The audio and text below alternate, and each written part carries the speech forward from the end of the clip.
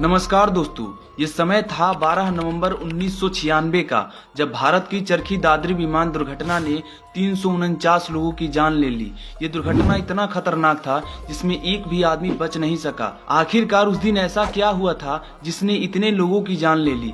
आइए इसे हम समझने का प्रयास करते हैं। तो मेरा नाम है अभिषेक और आप देखना शुरू कर चुके हैं श्योर जानकारी हिंदी यूट्यूब चैनल। पहला प्लेन बोइंग 747 भारत के इंदिरा गांधी अंतर्राष्ट्रीय हवाई अड्डा दिल्ली से सऊदीया अरब दरहान उड़ान के लिए रेडी था, जिसमें टोटल 312 यात्री बैठे हुए थे। इसमें 215 भारतीय ऐसे थे जो सऊदीया अरब ब्लू कॉलर श्रमिक के रूप में काम करने के लिए जा रहे थे। ब्लू कॉलर एक प्रकार के मजदूर होते हैं जो घरेलू एवं कंपनियों में काम करने वाले होते हैं। बेसिकली ये अपना घर परिवार चलाने के लिए सऊदी अरब जा रहे थे। इस यात्रा को तय करने के लिए खालिद अल सुबैली जो 9,837 घंटों के उड़ान के साथ अनुभवी पायलट थे। वहीं दूसरी तरफ कजाकिस्तान एयरलाइंस चिमकेट हवाई अड्डे से दिल्ली के लिए चार्टर सेवा प्लेन इल्यूजन IL-76TD अपने कैप्टन अलेक्जेंडर जो 9,229 घंटों के साथ बेहद ही अनुभवी पायलट के साथ उड़ान भर चुकी थी। ये प्लेन भारत से कुछ प्रोडक्ट लाने के लिए अपने कुछ वर्कर और प्लेन के कर्मचारियों के साथ भारत आ रही थी।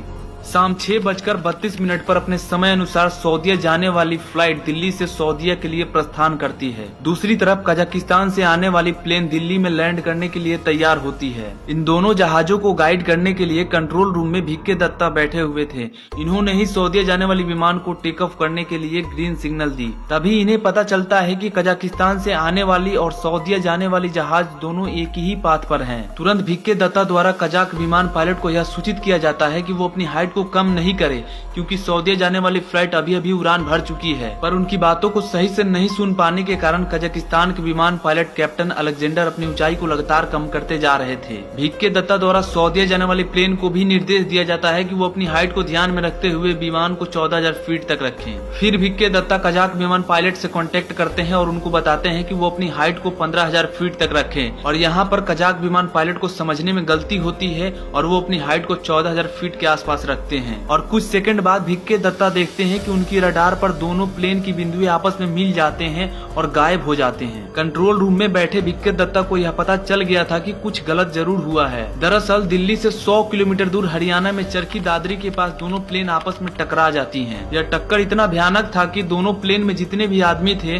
उन सभी की मौके पर ही मृत्यु हो गई। किसी को हॉस्पिटल ले जाने तक का समय नहीं मिला। जब इस दुर्घटना को पता लगाने के लिए दोनों जहाजों में से ब्लैक बॉक्स को निकाला गया। अब यहाँ आपको हम बता दें कि ब्लैक बॉक्स ब्लैक कलर का एक बॉक्स होता है जो प्लेन में हो रही हलचल एवं सूचनाओं को स्टोर करने के लिए लगाया जाता है। ब्लैक बॉक्स के माध्यम से यह साफ पता चल रहा था कि कजाकिस्तान के पायलट को अंग्रेजी सही समझ नहीं आ रही थी।